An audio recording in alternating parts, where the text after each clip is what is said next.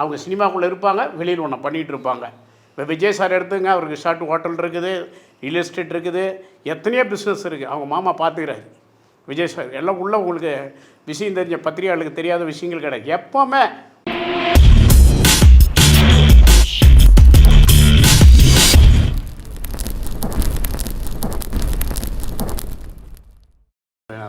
திரைப்பட கலைஞர்களுக்கு, படத்தின் டைரக்டர் அன்பண்ணன் பாரதி மோகன் அவர்களுக்கு, இசையமைப்பாளர் அவர்களுக்கு, ஒளிப்பதிவாளர் அவர்களுக்கு, சக கலைஞர் அனைவருக்குமே என்னுடைய வாழ்த்துகள். நடன இயக்குனர் ரமேஷ் அவர்களுக்கு, ஸ்டெண்ட் மாஸ்டர் அவர்களுக்கு, அனைவருக்குமே என்னுடைய வாழ்த்துகள். இந்த படம் பார்த்தா எனக்கு பார்க்கும்போது ஒரு படத்துக்குள்ளே 100 படம் இருக்குது. ஒரு சீனை கூட அவர் கடத்தாமல் கொண்டு போயிருந்தார். எவ்வளோ கவனிச்சிங்க எல்லாம் படத்துன்னு தெரியல. நடிகர்கள் இருக்கட்டும், அது பட்ஜெட்டை பொறுத்து தான் நடிகர்கள், நம்ம அதுக்குள்ளே போக வேண்டாம். ஆனால் ஒவ்வொரு சீனையும் அவ்வளோ சூப்பராக டக்குன்னு கொண்டு போயிட்டீங்க. எந்த இடத்துல இழுக்கவே இல்லை. அங்கே ஃபைட்டை பண்ணுறீங்க, அடுத்து ஸ்டேஷனில் இருக்கிறீங்க, ஸ்டேஷனில் இருக்கிறீங்க, அடுத்து ஃபைட்டில் இருக்கிறீங்க, அடுத்து என்கவுண்டரில் இருக்கிறீங்க, என்கவுண்டர் முடிச்சுட்டு அப்புறம் ஃபேமிலியோடு இருக்கிறீங்க, அப்புறம் ஃபேமிலி முடித்தோன்னா அந்தாண்ட நம்ம வில்லன் வந்துடுறாரு. இப்படி கடந்து போனதுலேயும் ஒரு நல்ல ஒரு சுவரோசியம். இன்னும் இந்த கதையை என்ன கேட்டால் அண்ணன் நம்ம தமிழ் அண்ணனை பயன்படுத்தியிருந்தால் இது எப்படி இன்னும் வலு சேர்த்துருக்க முடியும். இந்த காளிவராங்கிற அந்த கேரக்டர் தான் இந்த படத்துக்கு முக்கியம். ஆமாம், அதனால் இது பார்ட் 1 இங்கிலீஷ் படம் மாதிரி, இப்போ பார்ட் 2 வரும். சரியா? அதுக்கு ரெடி ஆகிடும். நம்ம கருவு ஒன்று போதும், ஒரு சின்ன விஷயம் போதும். அந்த காளிவராங்க இவ்வளோலாம் எடுக்கணுமாங்க. நானும் ஒரு கலைஞன் தானே, ஆனால் நிறையா பண்ணியிருக்கிறீங்க, எக்கச்சக்கமாக பண்ணிட்டீங்க, ரோல் கொடுத்துட்டீங்க. ஆமாம், இதில் ஒரு மினிஸ்டர். இந்த காளிவராயனுக்கு என்ன பிரச்சனை? அண்ணன் சொன்னார் பாருங்கள், தமிழா பாண்டிய சார். காளிவராயன் ஒருத்தர் இருந்தார், ஒரு 40 கிலோமீட்டர் வயல். அவங்க குடும்பத்துக்காக தான் அந்த வாய்க்கால் வெட்டான்னு சொன்னேன்னா அதெல்லாம் காலி பண்ணிவிட்டு பொள்ளாச்சிக்கு போயிட்டு தான் அறிவித்தார். இதை தான் நம்ம மென்மைப்படுத்தியிருந்தாவே இவ்வளோ ப்ரெஷர் இருந்திருக்காது அண்ணனுக்கு. இவ்வளோ டைம், இவ்வளோ செலவு, பொற்செலவு வந்து அதை அழகாக ஸ்க்ரீன் ப்ளே பண்ணோம். என்னை பொறுத்தவரை சொல்லுவேன், நம்ம உழைச்சா அது மற்ற வேடிக்கை பார்க்கணும். நம்ம நடந்தால் அது தடம், ஆனால் நம்ம நடந்தால் அது பாடமாக இருக்கணும். நீ எனக்காக சப்போர்ட் பண்ண, அதை பண்ணு, இதை பண்ணலாம். உழைக்கிறோம், நம்மளை அந்த அதை ஆணித்தரமாக இதை நம்ம செய்யணும் அப்படிங்கிற அந்த எண்ணத்தோடு அவர் செஞ்சுருக்கிறாரு. இதெல்லாம் இப்படிலாம் கேட்க வேண்டியதே இல்லை. நம்ம திறமை பேசப்படும். என் வாழ்க்கை அப்படி தான். எந்த ஒரு விஷயத்துலையும் அது எடுத்தால் நம்ம ஜெயிக்கணும். இன்னொருத்தர் நம்மளை பாராட்டுவாங்க, இல்லை கை கொடுப்பாங்க, அது நெத்திலையும் நான் ஒரு பொழுதும் வச்சுக்கிறது இல்லை. இளைஞர்களுக்கு அதான் சொல்லுவேன், உழைக்குன்னு நினைக்கிற யாருக்குமே உங்கள் மன உறுதி, உங்கள் கைத்தடம் தான் உங்களுக்கு என்றைக்கும் உறுதியாக இருக்கும். இதெல்லாம் வந்து இவ்வளோ பெரிய முயற்சியெல்லாம் நீங்கள் பண்ணுறதுக்கு ஒரு தொழிலை பண்ணி தான் எங்கேயோ போயிடுவீங்க. ஆனால் அந்த சினிமா முகத்தில் உள்ளவங்க அதை விட்டு வரதே கிடையாது. அது எங்கள் இயக்குனர் என் பாரதிராஜா ஐயா இருக்கட்டும், என் அன்பு தம்பி மறைஞ்சிட்டானே மனோஜாக இருக்கட்டும், அவனுக்கு நான் ஒரு கடையே வச்சு தரேன்னு சொன்னேன். எங்கள் டைரக்டர் நானும் அவ்வளோ உறவு. வேளச்சேரியில் ஒரு 5-6 லட்ச ரூபா வியாபாரம். அந்த கடையை நான் மனோஜ் எடுத்துக்க சொன்னேன். என்னப்பா இதுலேயே இருக்கிறோம் ஐயா, இந்த கடையை எடுத்துக்கினான். அவரும் அவருடைய நண்பர் அமெரிக்காவில் இருக்கார். வந்து எல்லாம் பேசுனாங்க நம்ம நிர்வாகத்தில். தம்பி என்ன பண்ணுறது, இது ஒரு மோகம். இதுக்குள்ளே போனவங்க இன்னொரு பிஸ்னஸ் ஏற்படுத்திக்கல. நீங்கள் நல்லா பாருங்கள், ஒரு துறையை உள்ளே வச்சுக்கிட்டு இன்னொரு துறையில் பிஸ்னஸ்னு ஒரு அன்றாட வருமானத்துக்கு ஒரு வழி இருக்கணும் வாழ்க்கையில். அதை ஏற்படுத்திக்கணும். அதை ஏற்படுத்திக்கிட்டீங்க தான் இன்றைக்கி எல்லாருமே ஃபீல்டில் நல்லா இருக்காங்க. அவங்க சினிமாக்குள்ளே இருப்பாங்க, வெளியில் ஒன்று பண்ணிகிட்டு இருப்பாங்க. இப்போ விஜய் சார் எடுத்துங்க, அவருக்கு ரிசார்ட் ஹோட்டல் இருக்குது, ரியல் எஸ்டேட் இருக்குது, எத்தனையோ பிஸ்னஸ் இருக்குது. அவங்க மாமா பார்த்துக்கிறாரு விஜய் சார். எல்லாம் உள்ள உங்களுக்கு விஷயம் தெரிஞ்ச பத்திரிகையாளருக்கு தெரியாத விஷயங்கள் கிடையாது. எப்போவுமே ஒரு துறை இப்போ நான் பாருங்க பிரியாணியில் இருந்தேன், அடுத்து கிருஷ்ணகிரி காலேஜ் திறந்தேன், உங்கள் கூட மீடியாவிலையும் இருக்கிறேன். இன்றைக்கி RR தமிழ்னு ஒரு யூடியூப்பும் தொடங்கியிருக்கிறேன், திரைப்படமும் எடுத்துருக்கிறேன். அடங்கலை. இதுக்கு மேலே என்ன பண்ணனே, இங்கே வியாபாரம் சரியில்லை தமிழ்நாட்டில். எல்லாம் என் பிள்ளைங்கள்லாம் என்னை பார்த்து தள்ளுவண்டி ரோட்டில் போட்டு இன்றைக்கி 100 ரூபாய்க்கு 50 ரூபாய்க்கு போட்டு எல்லாம் நான் தான் அதுக்கு காரணம்னு ஆகிட்டேன்.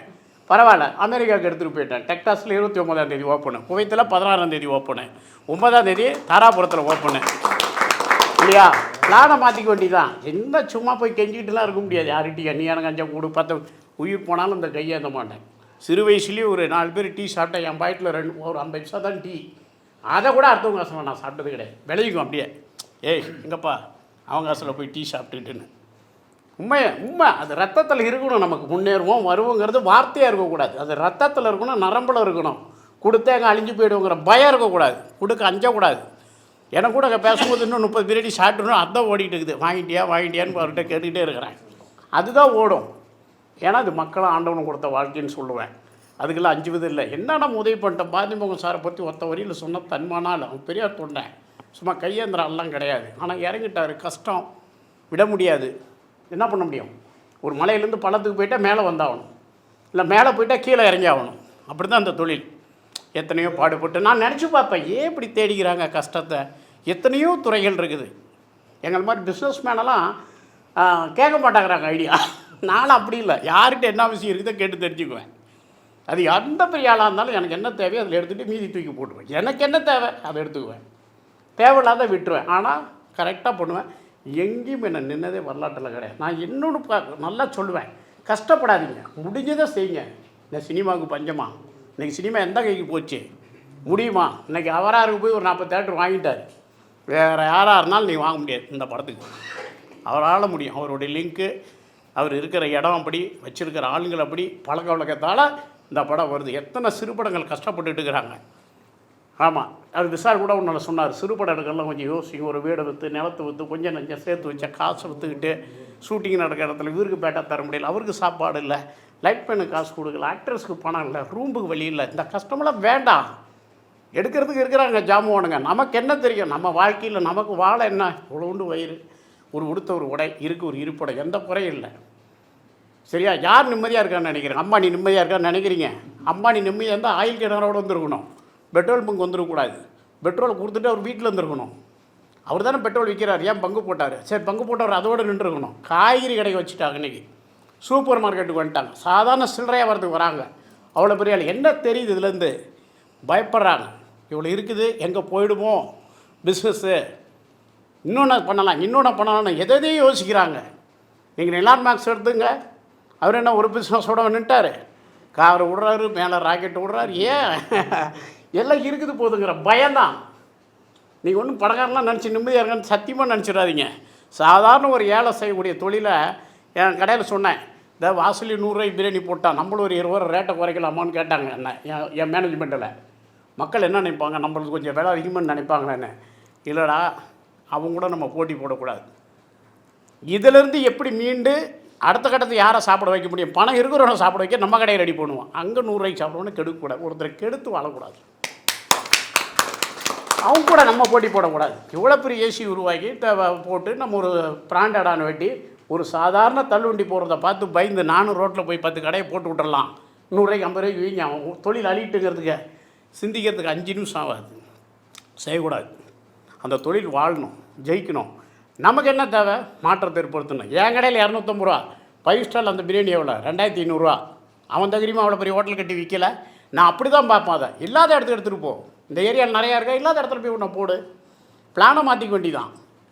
அப்படி நம்ம வாழ்க்கையை எப்பவும் ஒரு பிளானோட, திட்டத்தோடு நம்மளை நம்பி பண்ணுங்கள். கஷ்டப்படாதீங்க. நான் அவ்வளோதான் சொல்லுவேன். எனக்கு ஒன்றும் இது இல்லை. படத்தை பொறுத்தவரை இசை அவ்வளோ அற்புதம். கிடைச்சதே பெரிய விஷயம். இசை, ஒளிப்பதிவு, அதோட அது 2 தான் தூக்கி நிறுத்துதாங்க. ஒளிப்பதிவும் இசையும் தான் படத்தை தூக்கி நிறுத்துது. உண்மையாக சொல்கிற இந்த விஷயத்தில் நீங்கள் உள்ளே வந்துட்டீங்க, கஷ்டப்பட்டு தான் ஆகணும். நான் கஷ்டப்பட்டேன் நீங்கள் சொல்லவே கூடாது. தான் வந்திருக்கிறீங்க, உங்கள் கையிருப்பு என்னன்னு உங்களுக்கு தெரிஞ்சிருக்கும். உள்ளே வந்தபடி நான் கஷ்டப்பட்டேன், சிரமப்பட்டேன்னு பேசுகிறதுலாம் நம்மளை அப்படி ஆக்கிக்க வேண்டியது இல்லை. 1000 முறை சிந்திங்க, முடிஞ்சதை செய்யுங்க. அதுதான் நான் சொல்லுவேன். எத்தனை பாடுபட்டுருக்காரு தெரியுமா எங்கள் இயக்குநரமையும். எவ்வளோ பேர் இன்றைக்கி பேசுகிறாங்க. 15 ஆண்டுகள் அவர் கூட இருந்தவன், அந்த குடும்பத்தோடு நான் இருந்தவன். அவராக இன்னும் வேல்புரப்பாரன் சாருக்கு படம் பண்ணேன். ஏன் பண்ணேன்? என் படத்தை அப்போ ரிலீஸ் பண்ணிட்டேன். இளையராஜா இசை அவர் கூட போய் அவ்வளோ கொடுத்தேன். ஆனால் பார்த்தேன், இவங்க வாழ்க்கைக்காக தான் பண்ணனே தவிர எனக்கு ஒரு சினிமா வேணும் நான் பண்ணவே கிடையாது. என்னடா இவ்வளோ பெரிய பெரியார் தோணும், வேல்புரம் ஒரு இவ்வளோ பேசினார், இவ்வளோ கஷ்டப்படுறாரு.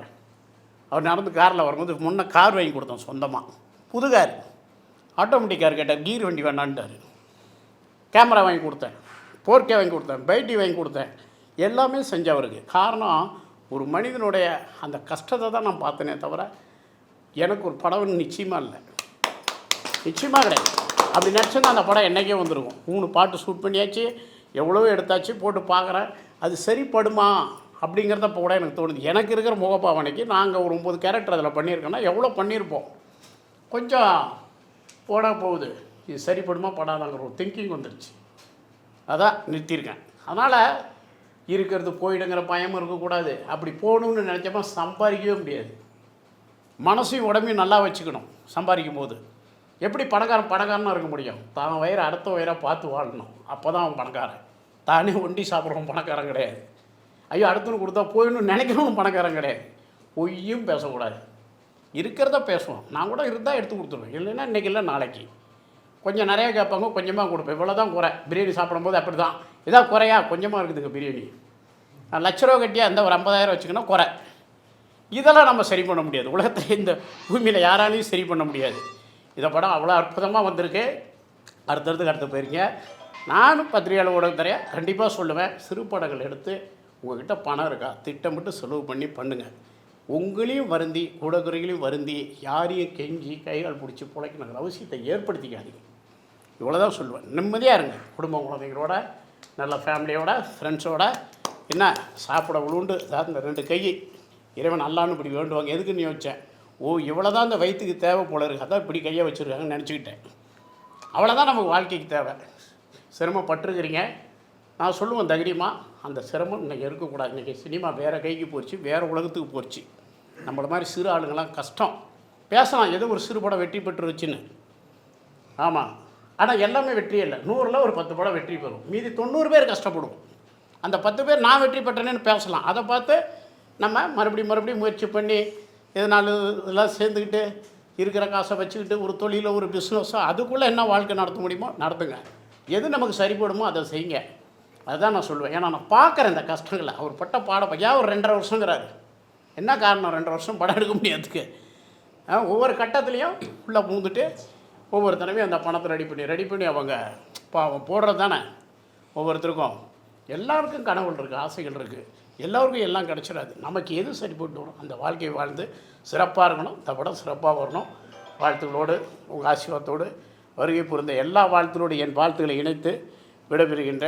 நன்றி, வணக்கம். உங்கள் சலாரா தமிழ். கிட்டத்தட்ட ஒரு 2.5 ஆண்டுகள் உழைப்பில் வருகின்ற 4ஆம் தேதி இது வெளியே வர இருக்கிறது. இதற்கான கதை, திரைக்கதை, வசனம், பாடல்கள், இசை, இயக்கம், தயாரிப்பு எல்லாமே இயக்குனராகிய பாரதி மோகன் நானே தான் பண்ணியிருக்கேன். ஆனால் திறமை, செயல் மட்டும் என்னோடது. மற்றபடி இது முழுக்க இது என்னோடய டீமோட மிகப்பெரிய ஒரு அருட்கொடைன்னு தான் சொல்லலாம். கடுமையான ஒரு காட்டுப்பகுதிகளில் போய், அதுவும் கொரோனா முடிஞ்ச டைமில் எந்த விதமான ஒரு வசதிகளும் இல்லாத காலத்தில் இந்த திரைப்படம் வெளியே வரத்துக்கான சூழ்நிலைகள் அப்போ ரொம்ப கடுமையாக இருந்தது. அந்த டைமில் இருக்கிற போராட்டத்தில் தான் இந்த படம் பண்ணோம். கிட்டத்தட்ட ஒரு 10 ஆண்டு கால போராட்டத்துக்கு அப்புறம் என் வாழ்க்கையில் இந்த திரைப்படத்தை ஒரு சமூக நீதி படமாக கொண்டு வரதில் மிகப்பெரிய எனக்கு ஒரு மகிழ்ச்சி. இந்த படத்தை பொறுத்த வரைக்கும் இந்த கதை ஒரு நடந்த கதையோட தழுவலாக இருக்குது. காளிங்கராயர்ன்ற ஒரு மிகப்பெரிய ஒரு ஜமீன் ஒரு பெரிய பாலத்தை கட்டி, அந்த பாலத்துக்கு அப்புறம் அதோடைய மிகப்பெரிய ஒரு வாரிசுகள் அவர் தனமாக கொடுத்த நிலத்தை எப்படி காப்பாற்றுறாங்கன்ற ஒரு மிகப்பெரிய சமூக நீதி அடிப்படை. இதில் ஆதிக்க சக்திகள் உள்ள புகுந்து அந்த நிலங்களை எப்படி அபகரிக்கிறாங்க, அதில் ஒரு இன்ஸ்பெக்டரும் ஜமீனோட வாரிசும் எப்படி அந்த நிலங்களை காப்பாற்றி ஆதிவாசி மக்களுக்கும் பழங்குடி மக்களுக்கும் திருப்பி அளிக்கிறாங்க, அதற்கான என்னென்ன போராட்டங்களையும் தியாகங்களையும் எதிர்கொள்கிறாங்கன்றதான் ஒரு கதை. நிறைய கேரக்டர். ஆனந்த் பாபு இதில் ஒரு சிறப்பான கேரக்டர் பண்ணியிருக்காரு. அவர் நாமக்கல்லில் இருக்கார், ஷூட்டிங்கில் வர முடியல. அதுக்கப்புறம் இந்த திரைப்படத்தில் எனக்கு மிகப்பெரிய ஒத்துழைப்பு யாருன்னு கேட்டிங்கன்னா, உன்னிகிருஷ்ணங்கிற இந்த படத்தோட உதயகிருஷ்ணாங்கிற ஒரு கதாநாயகன். ஆரம்பத்துலேருந்து இந்த படம் ஸ்டார்ட் பண்ணும்போது சும்மா ஒரு ஷெட்யூல்னு ஆரம்பித்து, அதுக்கப்புறம் நீங்கள் பண்ணுங்கள் சார், நல்லா இருக்குன்னு சொல்லி அதற்கான எல்லா பொருளாதார ஒத்துழைப்புகளும் பண்ணி இந்த படம் இதுவரைக்கும் இங்கே நின்று இருக்குன்னா அவருடைய மிகப்பெரிய ஒத்துழைப்பும் அவருடைய அன்பும் ஆதரவும் ஒரு குருங்கிற முறையில் என்கிட்ட காட்டின ஒரு மதிப்பும் நன்மதிப்பும் இந்த படத்தில் முழுமையான ஒத்துழைப்பும் தான். இல்லை, அதுக்கப்புறம் தென்றல்னு ஒருத்தவங்க நடிச்சிருக்காங்க. அவங்க நிறைய படங்கள் நடிச்சிருக்காங்க. நல்ல கதாநாயகி, நல்ல பர்ஃபார்மன்ஸ் ஆர்டிஸ்ட். அது ஆதிவாசி பெண்ணாகவே நடிச்சிருக்கிறாங்க. மற்றபடி இந்த படத்தில் மருது செழியன் மற்றும் நந்தினி, ராணி, அப்புறம் அவங்க ஐஸ்வர்யா, இவங்கெல்லாம் சிறப்பான கேரக்டர் நல்லா பண்ணியிருக்காங்க. இதுக்கு ஒரு பெரிய ஒரு விஷயம் நான் இங்கே சொல்லணும்னு ஒரு பதிவு செய்யணும்னு விரும்புகிறது என்னென்னு கேட்டிங்கன்னா, இது ஒரு தனி மனிதனோட ஒரு மிகப்பெரிய செயல் கிடையாது. இதுக்கு பின்னாடி பேக்ரவுண்டில் இருக்கிறவங்க தான். அது முக்கியமாக இந்த படத்தோட பின்னணி இசை கிறிஷ் சிவா அப்படின்னு தம்பி, அவங்க நிறையா கிட்டத்தட்ட பெரிய படங்கள் அண்ணாமலை, பாஷாலாம் ஒர்க் பண்ணவங்க. பின்னணி இசை இந்த படத்துக்கு உயிர் கொடுத்துருக்காங்க. அதே மாதிரி stunt master super good Siva, சரிவாடி சரவணன், அப்புறம் இந்த நம்முடைய ரமேஷ் ரெட்டி, ரமேஷ் கமல், அதுக்கப்புறம் என்னுடைய அருமை நண்பர் ராமச்சந்திரன், இது மாதிரி பழனிசாமி, எல்லாமே ஒரு யூனிட் தான். இதில் முக்கியமாக சொல்லப்போனால் வில்லன் ராஜ்மோகன் திடீர்னு கிடைத்த ஒரு மிகப்பெரிய முத்து எனக்கு கடலில் தேடும்போது. திருப்பூர்காரரு, ஒரு தொழிலதிபர், ஆனால் நான் நல்ல கேரக்டர் வந்து பண்ணுறேன் அப்படின்னு சொல்லிட்டு வந்து பண்ணி ஒரு நல்ல பர்ஃபார்மன்ஸ் பண்ணார். அதுக்கப்புறம் பர்மாலேருந்து வந்த மியான்மர் ஜோ, அவர் பேர் ஜின்னான் பேர், அவர் ஒரு சிறப்பான வில்லன் கேரக்டர் பண்ணியிருக்காரு. எனக்கு மிகப்பெரிய உடன்பிறவா சகோதரனாக இருந்து சித்தூர்லேருந்து வந்து இந்த படத்துக்கு வந்து ஒரு மந்திரி கேரக்டர் பண்ணி எனக்கும் ரொம்ப பிரமாதமான உதவிகள் பண்ணி இந்த படத்தை இசை வெளியீட்டு விழாலாம் சிறப்பாக நடத்தி கொடுத்தது அனந்தகோடி சுப்பிரமணியம்னு என்னுடைய அருமை தம்பி. ஸோ இது எல்லாமே வந்து யாருன்னு கேட்டிங்கன்னா ஒரு டீமோட ஒர்க்கு. சமூக நீதிக்கான கதை எடுக்கும்பொழுது ஒரு மனிதன் சாதாரணமாக வந்து ஒரு கதையை எடுத்துகிட்டு போயிடலாம், ஏதாவது ஒன்று எடுத்துக்கலாம், ஒரு டான்ஸு பாட்டு க்ரைமுன்னு எடுத்துகிட்டு போயிடலாம். ஆனால் சமூக நீதிக்கான கதவைன்னு எடுக்கும்பொழுது அதுக்கான பொருளாதாரம், ஒரு சாதாரணமான ஒரு எளிமையான இயக்குனர். நான் சும்மா வந்து 4 படம் பண்ணிவிட்டு வேலை இல்லாமல் சுற்றிட்டு இருந்தவன். எந்த வகையிலும் எனக்கு வாய்ப்பு கிடைக்காத போது நம்மளே ஒரு வாய்ப்பை உருவாக்கிக்கலாம்னு சொல்லிட்டு தான் இந்த படம் பண்ணேன். ஆனால் இதில் நான் சோதனைகள் ரொம்ப அதிகமாக இன்றைக்கி வரைக்கும் பண்ணேன். ஆனால் அந்த சோதனைகளை கை கொடுத்த ஒரே மனுஷன் யாருன்னு கேட்டிங்கன்னா சேலம் ஆர்ஆர் தமிழரசன்கிற ஒரு மனித நேயமுள்ள ஒரு அற்புதமான மனிதர், என்னுடைய அன்பு அண்ணன். ஒவ்வொரு தடவையும் நான் சோர்ந்து விழும்போதெல்லாம், அண்ணா நீங்கள் ஜெயிப்பீங்க, நீங்கள் நல்லா வருவீங்க. நான் வந்து இயக்குனர் பாரதி ராஜா, பாக்யராஜ் அவர்கள் மேலே ரொம்ப பற்று வச்சுருக்கிறேன். அதுக்கப்புறம் உங்களை நான் வந்து ஒரு இயக்குனராக நடத்தலை, உங்களை ஒரு நண்பனாக நான் வந்து ட்ரீட் பண்ணுறேன்னு சொல்லிவிட்டு எனக்கு ஒவ்வொரு சமயத்துலேயும் பொருளாக அவர் வீடை கூட ஷூட்டிங்க்கு எனக்கு கொடுத்தாரு. இசை வெளியீட்டு விழாவில் வந்து எனக்கு ஒரு வார்த்தை கொடுத்தாரு, ஆனால் உங்கள் படம் ரிலீஸுக்கு நான் வந்து அருமையாக நான் வந்து உனக்கு ஒரு பெரிய விஷயம் பண்ணுவேன்னாரு. ஏன்னா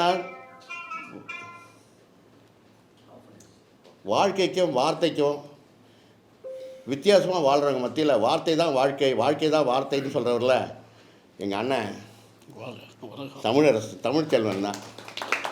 ஏன்னா அவருடைய நல்ல உள்ளமும், அவருடைய கருணை உள்ளமும், அவருடைய சகோதரத்துவமும், எல்லாத்தையும் எளிமையாக பழகிறதும், ஒரு படைப்பாளியாக இருக்கார், ஒரு ப்ரொடியூசராக இருக்கார். ஸோ இந்த அளவுக்கு இங்கே முன்னாடி நிற்கிறேன்னா அது எங்கள் அண்ணன் சேலம் ஆர்ஆர் தமிழரசனால தான். அதுக்கப்புறம் இந்த எனக்கு மிக தமிழா பாண்டியன் சார் இருக்காங்களா, அவங்க வந்து எனக்கு ஒரு பத்திரிக்கையாளருங்கிற முறையில், ஒரு சமூக போராளிங்கிற முறையில் அவங்களும் எனக்கு அண்ணா இங்கே வாங்க, இந்த படம் எடுக்கிற வரைக்கும் எனக்கு மிகப்பெரிய ஒரு ஆதரவு கொடுத்தாங்க. இது முழுமையாக வந்திருக்கு. ஏதோ ஒரு கதையை முழுமையாக சொல்லியிருக்கேன். அந்த கதையில் இசை, பாடல்கள், இயக்கம் எல்லாமே என்னால் முடிஞ்ச வரைக்கும் அது சிறப்பாக பண்ணியிருக்கேன். இது வந்து ஒரு ஒரு ஒரு ஒரு விதமான ஒரு பின்புலமும் இல்லாமல் நீண்ட காலம் வந்து போராடிட்டு இருக்கிற ஒரு படைப்பு போராளி திரும்ப வந்து வர்றதுக்கான ஒரு வாசல். நீங்கள் எல்லோரும் கை கொடுத்து என்னை தூக்கி நல்லபடியாக விடணும். நீங்கள் எல்லாம் என்னுடைய சகோதரர்கள். நானும் மீடியாவில் இருந்திருக்கேன், நான் கலைஞர் டிவியில் ஒர்க் பண்ணியிருக்கேன், விஜய் டிவியில் ஒர்க் பண்ணியிருக்கேன். அதனால் என்னுடைய சகோதரர்களாகிய நீங்கள் எனக்கு மிகப்பெரிய வரவேற்பு கொடுத்து இந்த படத்தை பற்றி ஒரு நல்ல மக்கள்கிட்ட கொண்டு போய் சேர்க்கறதுக்கு நீங்கள் உதவி செய்யணும். வேறு இதை வந்து பெரிய கம்பெனிகள் எதுவும் வாங்க முன் வரல. ஏன்னா இது வந்து சமூக நீதிக்கான படம். ஒடுக்கப்பட்ட மக்களுக்கும் பாட்டாளி மக்களுக்கும், அதே மாதிரி வந்து பின்புலத்தில் தங்கியிருக்கிற ஆதிவாசி மக்களுக்கும் வந்து ஒரு மிகப்பெரிய ஒரு எழுச்சியான ஒரு போராட்டமான படம். இந்த படம்லாம் பெரிய கம்பெனிகள் வாங்கி அவங்களே தியேட்டர் ரிலீஸ் பண்ணணும். ஆனால் இது ஒரு பட்ஜெட் படம். நான் என்னை பொறுத்த வரைக்கும் என்னுடைய நண்பர்கள், அன்பு தம்பிகளை தான் கதாநாயகங்களாக போட்டு எடுத்துருக்கேன். அவங்களுக்கெல்லாம் பெரிய கதாநாயகன் இருந்தால் தான் படம் ரிலீஸ் பண்ணுவேன்னு சொல்லிட்டாங்க, என்ன கதையாக இருந்தாலும் என்ன கண்டென்ட்டாக இருந்தாலும். அதனால் இதை வாங்குறதுக்கு யாரும் முன் வரல. அதனால் நான் நண்பர்கள் அண்ணெல்லாம் உதவியோட நானே இந்த படம் 4ஆம் தேதியிலேருந்து ஒரு தமிழ்நாடு முழுவதும் ஒரு 40 தியேட்டரில் ரிலீஸ் பண்ணுறேன். உங்களுடைய அன்பும் ஆதரவும் எனக்கு எப்போதுமே வேண்டும்.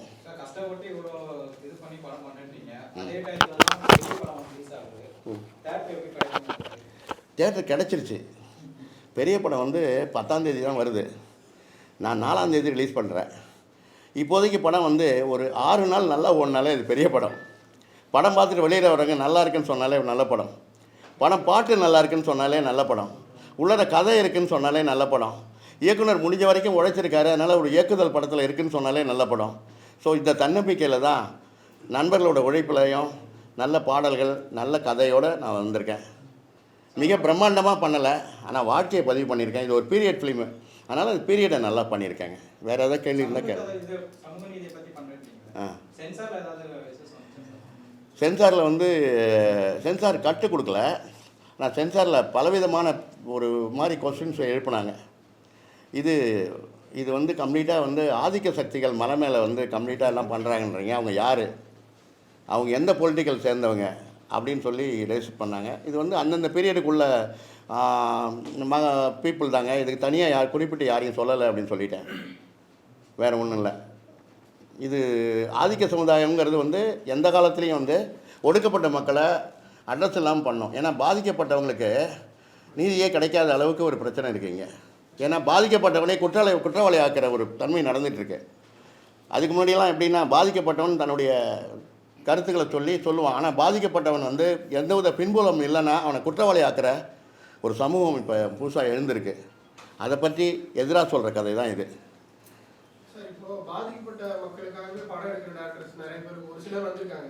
அவங்கள ஏதாவது போய் பார்த்தீங்களா? இந்த மாதிரி தான் கதை, இந்த மாதிரி நீங்கள் ஏதாவது சப்போர்ட் பண்ண முடியுமா அப்படின்னு சொல்லி ஏதாவது கேட்டீங்களா? இல்லை, யாருடைய அப்பாயின்மெண்ட்டும் எனக்கு கிடைக்கல.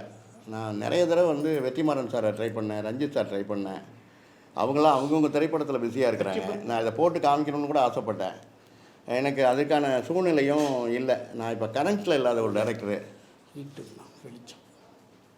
பிடிக்க முடியாது. நான் கரண்ட்டில் வந்து இல்லாத டைரக்டரு.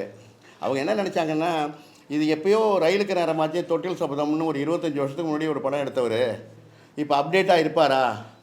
இப்போ இருக்கிற கரண்ட் பீரியடில் இவரால் சர்வே பண்ண முடியுமா? ஏன்னா பழைய டேரக்டர் யாரும் பெருசாக படம் பண்ணலையே, இவர் எப்படி வந்து இந்த படத்தை எடுத்து கொண்டு வருவார் அப்படிங்கிற மாதிரி யாருமே சப்போர்ட் பண்ணல. பெரிய நிறுவனங்களையும் போய் பார்த்தேன், பெரிய பெரிய வியாபார நிறுவனங்களையும் பார்த்தேன், ஓடிடி பிளாட்ஃபார்ம் எல்லாமே பார்த்தேன். இல்லை சார், இப்போ வரைக்கும் தேட்டரில் வர்றது ரொம்ப கஷ்டம், புது நடிகர்களை வச்சு வர்றது ரொம்ப கஷ்டம், நீங்கள் ட்ரை பண்ணி தேட்டரில் ஓட்டுங்க, தேட்டரில் வந்து நல்லா இருக்குன்னு சொன்னால் நாங்கள் படம் வாங்கிக்கிறோம் அப்படின்னு சொல்லிட்டாங்க. அதே மாதிரி தான் ஓடிடி பிளாட்ஃபார்மு, எஃப்எம்எஸ்ஸு, ரைட்ஸு எல்லாமே பண்ணாங்க. சரி, இந்த படம் நல்லா இருக்குன்னு எங்கேயாவது ஜனங்க மத்தியில் வந்ததுன்னா அதுக்கப்புறம் வியாபாரத்தை பார்த்துக்கலான்னு சொல்லிவிட்டு நண்பர்கள் உதவியோடு இந்த படத்தை ரிலீஸ் பண்ணுறேன். நீங்கள் வாழ்த்துறீங்க, அண்ணன் வாழ்த்து. இல்லை, இந்த படத்தினுடைய இயக்குனர் ஸ்க்ரீனுக்கு பின்னாடியும் ஒரு கடுமையாக உழைச்சிருக்காரு, ஸ்க்ரீன்லேயும் உழைச்சிருக்கார். இப்போ அந்த உழைப்பை அந்த திரைப்படத்தில் பார்க்க முடிஞ்சது. இப்போது இருக்கிற இந்த தமிழ் திரைப்பட உலகத்தில் பெரிய பிரம்மாண்டங்கள் தான் சாதிக்க முடியுங்கிற ஒரு நம்பிக்கையை தகர்த்திருக்கார் இந்த படத்தில். ஏன்னா காளிங்கராயன் என்கின்ற வார்த்தை தமிழ்நாட்டினுடைய காவிரி படுகையில் காளிங்கராயனை தெரியாமல் யாரும் இருக்க முடியாது. ஏன்னா ஒரு குறுநில மன்னராக இருந்த பொழுது ஏறக்குறைய ஒரு 40 கிலோமீட்டர் நிலத்தடி நீருக்காக ஒரு வாய்க்காலை வெட்டி, அந்த வாய்க்கால் போய் சேர்ந்த பிறகு யாரோ வழிபோக்கன்னு சொன்னால், உன்னுடைய சொந்த பந்தம் உன்னுடைய சந்ததிகளுக்காக நீ வெட்டி வச்சிருக்கேன்னு சொன்னோன்னையும் அப்படியே போட்டுட்டு அந்த ஈரோட்டு காளிங்கராயன் வாய்க்கால் அப்படியே போட்டுட்டு தன்னுடைய சொந்த பந்தம் குடிப்படை எல்லாத்தையும் கூட்டிகிட்டு பொள்ளாச்சி ஜமீன் ஊத்துக்குடியில் போய் ஜமீன் பொள்ளாச்சியில் போய் செட்டில் ஆகிட்டார். ஏறக்குறைய ஒரு 100 கிலோமீட்டர் போய். இப்படி ரோசமுள்ள மானமுள்ள மனிதன் தான் காளிங்கராயன். இந்த படத்தில் ஆதிவாசிகளுக்காக சரியாக இதுவரைக்கும் யாரும் சொல்லப்பட முடியாத, நீங்கள் அந்த வாச்சாத்தியெல்லாம் பெரிய கொடுமை. இப்போ இதுதான் அடிப்படையை. இந்த விஷயம் அந்த காளிங்கராயன் கதையை சொல்கிற பொழுது ஆதிவாசி கதையும் வருது. ஏன்னா ஈரோடு மாவட்டம் தான் நீங்கள் ஆதிவாசிகள் நிறைந்த பகுதி. மைசூர் கொள்ளைகளாக பல அர்த்தங்கள் இதில் இருக்குது. இதை ஒரு சிறப்பான படமாக அவருக்கு ஒரு சொன்னார், 1 வாரம் ஓடுனா போதுனார். கண்டிப்பாக இது 1 வாரத்தை தாண்டியும் ஓடும், 1 வாரத்துக்கு மேலேயும் பேசப்படும். அடுத்த படத்துக்கான கதையை இந்த படம் முடிவடைகிற பொழுது அவர் தயாராவதற்கான கரு கண்டிப்பாக அவருக்கு கிடைக்கும். வெற்றிமாறனை போல, ரஞ்சித்தை போல வரலாற்றில் அவரும் பேசப்படுவார். பாரதி என்பது வரலாற்றில் மறைக்கப்பட முடியாத பேர். அப்போது அந்த பாரதி பேர் அவருக்கு இருக்கிறதுனால பாரதி மோகன் கண்டிப்பாக வரலாற்றில், திரைப்பட வரலாற்றில் பேசப்படுவார். நன்றி, வணக்கம்.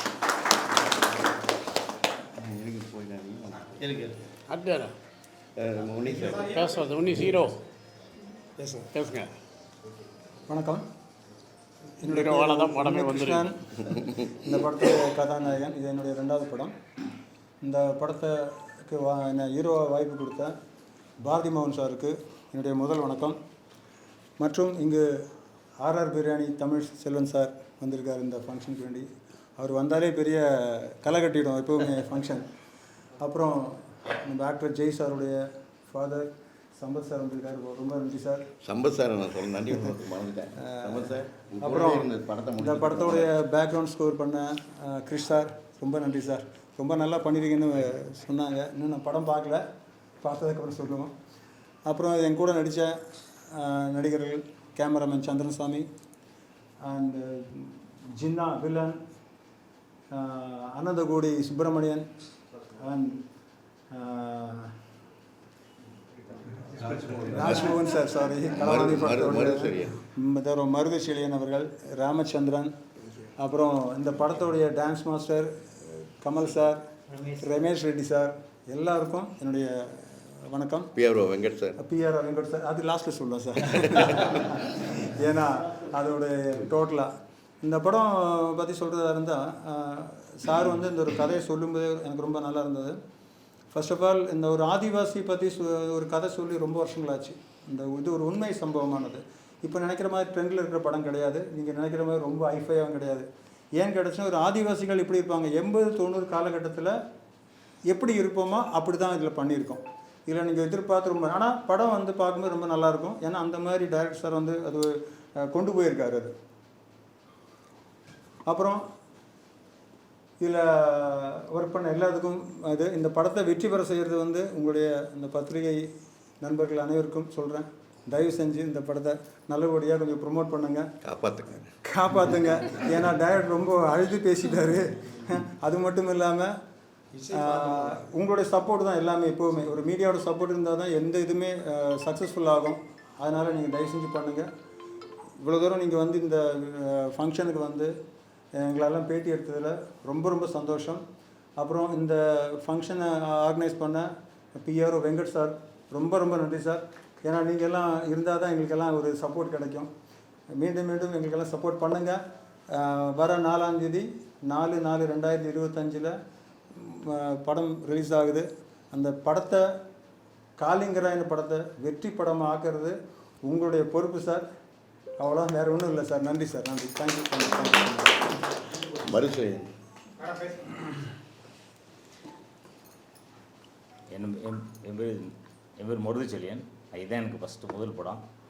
அது எல்லா மீடியாக்களுக்கும் இங்கே இருக்க ஜாமானுக்கும் என்னோடய வணக்கத்தை தெரிவித்துக்கிறேன். நான் வந்து மார்க்கெட்டில் வந்து பிஸ்னஸ் பண்ணுறேன்.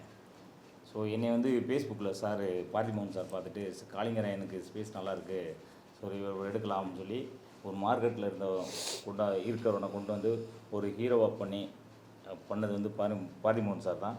அவருக்கு அந்த கிரெடிட்லாம் அவருக்கு தான் போய் படம் நான் பார்த்தேன், நல்லா வந்திருக்கு.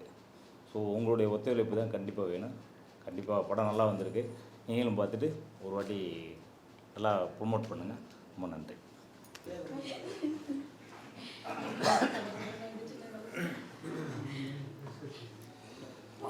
முதல்ல இந்த பத்திரிகை ஊடகங்களுக்கு என்னோட நன்றி தெரிவிச்சுக்கிறேன். இந்த படத்துக்குள்ளே நான் எப்படி வந்தேன்னா, சன் ஆஃப் காளிங்கராயன் நான் மோர் தென் ஒரு 1200 மூவி ஒர்க் பண்ணியிருக்கேன். நான் பேக்ரவுண்ட் ஸ்கோர் சாங் எல்லாமே. கிறிஸ்டிவா என்னோட பேர். என்னோட உடன் பிறந்த சகோதரர் சம்பத், சாய் சம்பத், அவர் தான் இந்த படத்தோட ப்ரொடியூசர். இந்த படத்தோட உடன்பிறவா சகோதரர் பாரதி மோகன் டைரக்டர். இவங்க 2 பேரும் கேட்டுக்கொண்டதுனால இந்த படம் ரீரிகார்டிங் எல்லாமே சூப்பராக இருக்கும் படம், அதில் டவுட்டே கிடையாது. ட்ரைவ் சப்ஜெக்ட் எடுத்துகிட்டு அழகாக பண்ணியிருக்காங்க. ஆனாலும் மோனும் கொஞ்சம் கமர்ஷியல் வேணும், அதில் கொஞ்சம் ரீரிகார்டிங்லாம் ஆட் பண்ணி கொடுக்குன்னு சொல்லி இந்த படத்துக்கு பேக்ரவுண்ட் ஸ்கோர் ஃபுல்லாக உட்காந்து ஒரு 25 days உட்காந்து இதை மெனக்கெட்டு பண்ணேன் நான். அண்ணனுக்காக அதெல்லாம் பண்ணிவிட்டு அப்புறம் ஒரு டைட்டில் சாங் வேணும்னாங்க. எந்த மாதிரினா வேணும்னு கேட்டேன். இல்லை ட்ரைப் சம்பந்தமாக இருக்கணும், அப்போனா மாடர்னாகவும் இருக்கணும், உள்ள ட்ரைபும் இருக்கணும், அர்த்தமும் இருக்கணும், மாடர்னாகவும் இருக்கணும்னு சொல்லி அப்புறம் ஒரு சாங், ஒரு வாய்ஸ் வச்சு எடுத்தோம். ரொம்ப அருமையாக வந்திருக்கு. இந்த படத்தை பற்றி சொல்லணுன்னா ரொம்ப போராடி இருக்கார் அண்ணன். அவரும் சரி, அண்ணன் சாய் சம்பத்தும் ரொம்ப போராடி இருக்காங்க. அதுக்கெல்லாம் அண்ணன் மாதிரிலாம் ஒத்துழைப்பு தருது வந்து பெரிய விஷயம்னா, பெரிய விஷயம்னா நீங்கள் வெளியில் வருது, அதெல்லாம் ரொம்ப பெரிய விஷயம். இவரோட டீமு, இந்த டீம் நடித்தவங்க இவங்கெல்லாம் இல்லைன்னா படமே இல்லை, யாருமே இல்லை. அந்த அளவுக்கு உடைச்சிருக்காங்க. இந்த படம் வெற்றி படமாக அமைய வைக்கிறது வந்து மக்கள்கிட்டையும் இருக்குது, பத்திரிக்கையாளர் உங்ககிட்டயும் இருக்குது, ஊடக நம்பர் எல்லார்கிட்டையும் இருக்குது. அதனால் இதை ஒரு பெரிய வெற்றி படமாக அமைச்சு கொடுத்து அவருக்கு மேலும் இன்னும் உற்சாகப்படுத்தினீங்கன்னா மேலும் ஒரு 10, 15, 20 படம் எடுத்துகிட்டே இருப்பார். ஸோ இது மேலும் வாழ்த்து சொல்லி வாழ்த்து விளைவிடுவன். வணக்கம், நன்றி. அனந்த் சார் இந்த வார்த்தை தம்பி வாங்க. எல்லாருக்கும் வணக்கம். முதலாக பத்திரிக்கை எல்லாருக்கும் வணக்கம். என் பேர் டாக்டர் அனந்தகோடி சுப்பிரமணியம், ஆந்திராந்து வந்து. பட் இந்த ஃபீல்டுக்கு புதுசு. நான் வந்து ஒன்றுமே இல்லை, ஜஸ்ட்டு 1 டே பேபி மாதிரி. ஃபஸ்ட்டு எனக்கு இந்த ஃபீல்டுக்கு அறிமுகப்படுத்தினது வந்து சேகர் அண்ணா வந்து காஞ்சிபுரம். அவர் மூலிமா நம்ம டைரக்டர் அறிமுகம் ஆனார். பட் அன்றைக்கி ஒரு பேச்சு கொடுத்தார், சொன்னார் நம்ம டைரக்டர், தம்பி ஃபிலிமு கொஞ்சம் நின்றுட்டு இருக்குது, கொஞ்சம் ஹெல்ப் பண்ணுன்னு சொல்லிட்டு. பட் ஃபஸ்ட்டு வந்து கோ ப்ரொடியூசராக வந்து எனக்கு ஹெல்ப் பண்ணலான்ட்டு. எனக்கு இதில் ஆக்டிங் இருக்குது அண்ணன் சொல்லலை. அன்எக்ஸ்பெக்டாக ஒரு நாள் கால் பண்ணி எனக்கு நான் புத்தூர் வான்னு சொன்னார், லொக்கேஷன் பார்க்கணும்னு சொல்லிட்டு. வந்து பார்த்துட்டு உங்களோட ஆக்டிங் இருப்பா தம்பி செய்யன்னு சொன்னார். பட் சொன்னல 1 டே பேபி மாதிரி அண்ணன் என்ன சொன்னார் அது செஞ்சேன் நான், அவ்வளோதான் இதில் வந்து. பட் இந்த இங்கே வந்திருக்க எல்லோரும் என் ஃபேமிலி டீம், என்ன காலிங் ராயன் ஃபேமிலி, என் ஃபேமிலி, அந்த ஃபேமிலி டீம் எல்லாருக்குமே என் பேர் எல்லாரும் பேர் தெரியாது, எல்லாருக்கும் இன்னும் நன்றி. அதே போல் நம்ம அண்ணா ஆர்ஆர் பிரியாணி செல்வா அண்ணாக்கு நன்றி. இங்கே வந்திருக்கு டான்ஸ் மாஸ்டர், எனக்கு டான்ஸு போட்டதில்லை, டான்ஸ் இப்படி செய்யணும்னு சொல்லிட்டு சொன்னது நம்ம ரமேஷ் ரெட்டி அண்ணா, ப்ளஸ் கமல். பட் இந்த ஃபிலிமே நாங்கள் எல்லாம் சொன்னவர் போகாது. ஃபஸ்ட்டு அது வெளியில் போனால் ப்ரெஸ் தான். நீங்கள் எல்லோரும் அதுக்கு சப்போர்ட் பண்ணி இந்த காளிங்கராயன் ஃபிலிமை வெற்றி கொண்டு நடத்தி கொண்டு, அதே போல் நம்ம டைரக்டரான ரீஎன்ட்ரி இது வந்து இது எல்லோரும் சப்போர்ட் பண்ணி இது கொஞ்சம் முன்னுக்கு கொண்டு போகணும். அதே போல் நம்ம அண்ணா கூட நன்றி. யாரும் பேர் விட்டுனா எல்லோரும் மன்னிக்கணும், யார் பேர் தெரியாது, புதுசாக இருந்தனால. இண்டஸ்ட்ரி புதுசு, இதுதான் ஃபஸ்ட் ஃபிலிம் வந்து. பட் எல்லோரும் இதுக்கு சப்போர்ட் பண்ணி முன்னுக்கு கொண்டு